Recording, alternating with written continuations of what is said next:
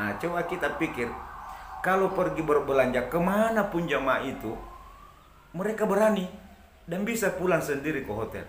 Tapi ketika berangkat misalnya ke Masjidil Haram atau ke Masjid Nabawi, sendirian mereka ketakutan. Padahal hotel tidak pernah berpindah, masjid tidak pernah berpindah. Tapi benar, ketika mereka berangkat, kadang-kadang susah untuk kembali. Maka para tamu-tamu Allah yang kami muliakan, maka persiapkan. Tapi sebelum lanjut, jangan lupa bergabung di channel ini, like, comment, dan subscribe. Assalamualaikum warahmatullahi wabarakatuh. Alhamdulillahirabbil alamin, binikmatihi tatimmus shalihat.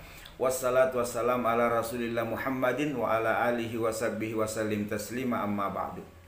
Para duyufur rahman dan duyufur rasul yang kami muliakan, alhamdulillah kita bertemu kembali. Pada kesempatan kali ini kami akan memberikan satu tips atau pesan yang sangat penting buat para calon jamaah umrah, demikian pula calon jamaah haji. Namun sebelumnya kami ingin mendoakan sahabat Jonjoro Channel dimanapun berada, semoga Allah Subhanahu wa Ta'ala melimpahkan rezeki antum, dan semoga Allah memilih suatu saat bersama keluarga bisa melaksanakan ibadah umrah maupun ibadah haji. Amin ya rabbal alamin. Para tamu Allah yang kami hormati, bahwa sebagai calon jamaah umrah maupun calon jamaah haji, maka ada 3 perkara yang harus kita siapkan sebelum berangkat. Yang pertama adalah manasik umrah dan manasik haji bagi calon jamaah haji. Kenapa demikian? Karena manasik ini akan berbicara tentang sah tidaknya umrah seseorang, demikian pula haji seseorang. Kemudian tak kalah pentingnya juga adalah hakikat daripada pelaksanaan umrah, demikian pula pelaksanaan ibadah haji. Sehingga ketika kita memahami manasik umrah, demikian pula manasik haji, termasuk kita pahami hakikat pelaksanaan setiap ibadah-ibadah tersebut, maka insya Allah kita bisa mendapatkan haji yang mabrur dan umrah yang makbulah. Yang berkaitan dengan manasik umrah, ada yang namanya rukun, ada yang namanya wajib, ada yang namanya sunnah. Maka ketiga poin ini bagi seorang tamu Allah Subhanahu wa Ta'ala, sebelum berangkat harus berusaha memahaminya, bahkan menguasainya, sehingga bisa melaksanakan ibadah umrah secara mandiri tanpa menunggu mutawib atau pembimbing untuk mendampingi. Dan banyak pengalaman yang kami dapatkan bagi yang berangkat umrah, demikian pula yang berangkat haji.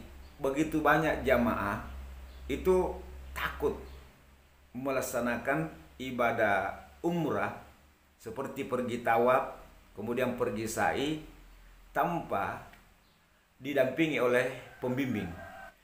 Boleh jadi karena yang bersangkutan memang tidak mempersiapkan manasik yang lengkap, manasik yang sempurna sebelum berangkat.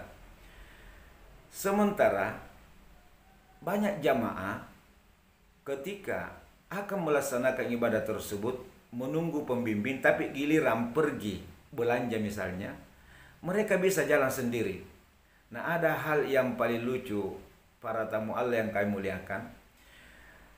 Kadang-kadang seorang jamaah itu sudah melaksanakan ibadah umrah 1 kali, bahkan sudah 2 kali, tetapi ketika berangkat yang ketiga kalinya masih butuh pendamping, masih butuh teman, masih butuh pembimbing.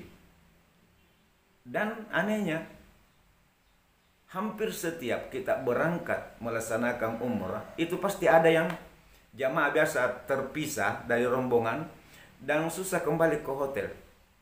Sementara pengalaman yang kami dapatkan di lapangan, belum pernah ada jamaah ketika pergi belanja itu susah kembali ke hotel. Ada apa sebenarnya ini? Nah, inilah ujian yang sangat berat. Karena setan akan senantiasa membuat kita rasa takut, was-was, supaya kita takut ke Masjid Haram sendirian. Nah, coba kita pikir, kalau pergi berbelanja kemanapun jamaah itu, mereka berani dan bisa pulang sendiri ke hotel. Tapi ketika berangkat misalnya ke Masjidil Haram atau ke Masjid Nabawi, sendirian mereka ketakutan. Padahal hotel tidak pernah berpindah, masjid tidak pernah berpindah. Tapi benar, ketika mereka berangkat, kadang-kadang susah untuk kembali. Maka para tamu-tamu Allah yang kami muliakan, maka persiapkan bekal yang paling terbaik. Selain manasik haji, ada namanya manasik hati. Allah Subhanahu wa taala berfirman, A'udzubillahi minasyaitonirrajim, wa tazawwadu fa inna khairaz zadi taqwa. Berbekallah, sebaik-baik bekal adalah takwa. Maka ada 3 poin di sini menurut ahli tafsir yang sangat dibutuhkan ketika kita berangkat umrah dan berangkat haji. Yang pertama sabar. Yang kedua banyak bersyukur. Yang ketiga adalah ikhlas. Karena begitu kita keluar dari rumah, berdoa kepada Allah Subhanahu wa taala, bismillahi tawakkaltu 'alallah wala haula wala quwata illa billah, maka pada saat itu pasti Allah Subhanahu wa taala akan menguji kita.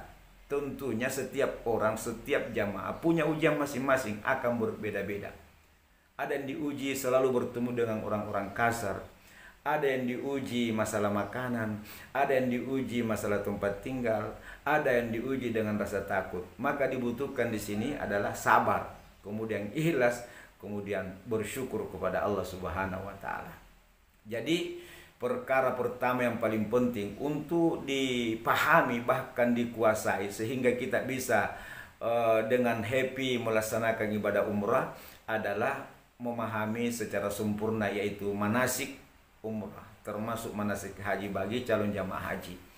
Kemudian yang kedua, tak kalah pentingnya jamaah para tamu-tamu Allah Subhanahu wa taala adalah kesehatan.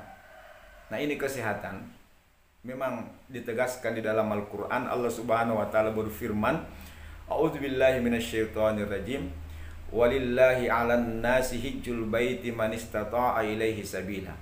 Jadi Allah Subhanahu wa taala mewajibkan ibadah haji bagi orang-orang yang mampu melaksanakannya. Jadi mampu di sini termasuk diantaranya mampu dari segi materi, mampu dari segi manasik, kemudian mampu dari segi kesehatan. Maka para tamu-tamu Allah yang kami muliakan, maka kesehatan ini sangat dibutuhkan, fisik sangat dibutuhkan. Karena yang kita lakukan seperti tawaf, maka tenaga yang dibutuhkan saat itu, kesehatan sangat penting. Demikian pula pada saat kita sa'i, 7 kali pulang pergi, itu kurang lebih 4 kilo. Maka hal yang paling penting di sini, di samping kita memahami manasiknya, juga kita persiapkan tenaga yang prima, ya. Maka dibutuhkan yang namanya kesehatan. Maka sebelum berangkat kita lakukan, ya, bagi yang kurang olahraga, kita berolahraga, melakukan perjalanan setiap subuh, melatih diri jalan kaki, ya, seperti tawaf 7 kali putaran itu. Ya, kesehatan dan tenaga yang dibutuhkan, termasuk ketika kita sa'i. Maka berolahraga ringan setiap hari untuk mempersiapkan fisik sebelum berangkat. Karena banyak tamu-tamu Allah Subhanahu wa taala baru selesai melaksanakan tawaf itu kadang-kadang sudah tidak mampu lagi melanjutkan sa'inya, sehingga harus menggunakan kursi roda termasuk skuter. Itu yang kedua. Ya, kemudian yang ketiga juga tak kalah pentingnya adalah bekal uang. Nah, berapa uang Pak Ustaz yang harus dibawa? Ya, bawalah seala kadarnya. Tapi yang perlu kita persiapkan, karena kadang-kadang di tanah air itu sehat, tiba di atas sakit. Itu pun adalah ujian. Jadi ada orang diuji bukan makanan, ada orang diuji bukan rohaninya yang terganggu, ya, ketemu dengan orang-orang kasar, ketemu dengan lift yang selalu full dan sebagainya, tetapi diuji fisiknya oleh Allah Subhanahu wa taala. Maka dalam kondisi seperti itu, maka dibutuhkanlah uang. Nah, uang di sini untuk digunakan melaksanakan tawaf termasuk sa'i. Itu kalau untuk pertama kali. Nah, yang jadi masalah Ketika seorang jamaah sakit, maka dia tidak bisa melaksanakan ibadahnya sendiri, maka dia harus butuh orang lain. Nah, ada dua jalan di sini. Bisa menggunakan jasa kursi roda dan bisa menggunakan skuter atau motor listrik yang disiapkan oleh Masjidil Haram. Nah, kalau menggunakan misalnya jasa manusia itu minimal tawaf dengan sa'i 1.500.000. Nah, kalau misalnya keluarga ya seikhlasnya. Kalau misalnya menggunakan skuter, tawaf dan sa'i itu biayanya harus dipersiapkan kurang lebih 900-an ribu. Ya. Karena harganya dulu, tidak tahu sekarang, itu 320 rial tawaf dan sa'i untuk 2 orang, satu motor 2 orang.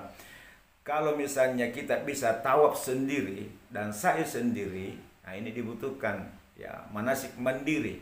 Maka kalau menggunakan skuter, maka biayanya hanya 115 rial atau kurang lebih 460 ribu. Nah, oleh sebab itu kepada calon jamaah umrah, maka uang ini perlu kita persiapkan khususnya di tawaf wada. Karena pengalaman saya, begitu banyak jamaah habis uangnya untuk belanja oleh-oleh. Padahal masih ada waktu beberapa hari ke depan, utamanya untuk melaksanakan tawaf wada yang hukumnya wajib. Nah, coba bayangkan ketika saat itu tiba-tiba kita diuji misalnya tidak bisa jalan atau sakit, maka salah satu jalan yang harus kita lakukan menyewa orang ya untuk menyelesaikan tawaf kita. Kita akan dijemput di hotel, pergi tawaf, kemudian dikembalikan ke hotel. Ini ya itu tadi saya bilang ya minimal 1 juta kalau cuma untuk tawaf. Maka para tamu-tamu Allah yang kami muliakan, jadi sekali lagi saya ingatkan bahwa kuasailah, pahamilah, pelajarilah manasik haji yang berkaitan dengan fisik, rukun, wajib dan sunnah, sehingga kita bisa melaksanakan umrah secara mandiri, bisa pulang pergi ke masjid dengan rasa happy, tenang, tidak ada masalah, tidak ada rasa takut. Kemudian hati persiapkan yang namanya sifat sabar, ikhlas dan syukur. Yang kedua, persiapkan fisik yang prima. Ya, jaga kesehatan, dan bagi yang mungkin punya penyakit silakan dibawa obatnya. Ya, kemudian yang ketiga adalah bawalah uang. Ya, uang tak terduga. Ya, maksud saya uang tak terduga, persiapan-persiapan, tapi ketika kita bisa melaksanakan umrah tanpa menggunakan jasa kursi roda ataupun skuter, alhamdulillahirabbil alamin. Baik, semoga yang melaksanakan umrah diterima umrahnya oleh Allah Subhanahu wa taala, dan yang melaksanakan haji diterima hajinya oleh Allah Subhanahu wa taala, dan seluruh yang menonton video ini kembali saya doakan semoga Allah Subhanahu wa taala mengantarkan kita semua ke Mekah dan ke Madinah untuk menziarahi Baitullah, menziarahi makam Rasulullah sallallahu alaihi wasallam dalam waktu dekat ataupun tahun-tahun yang akan datang bersama keluarga kita. Allahumma ballaghana Makkah wal Madinata li syarati haramika wa harami nabika sallallahu alaihi wasallam sihatan yusran wala usran sihatan wa afiatan wassalama wala haula wala quwata illa billah. Mohon maaf jika ada kekurangan. Allahu a'lam bisawab. Wassalamualaikum warahmatullahi wabarakatuh. Kota Makkah Al-Mukarramah, di sanalah terletak Ka'bah, memulai miqat dari Ja'rana, memakai ihram, baca talbiyah, tak terasa menetes air mata melihat keagungan Allah Ta'ala.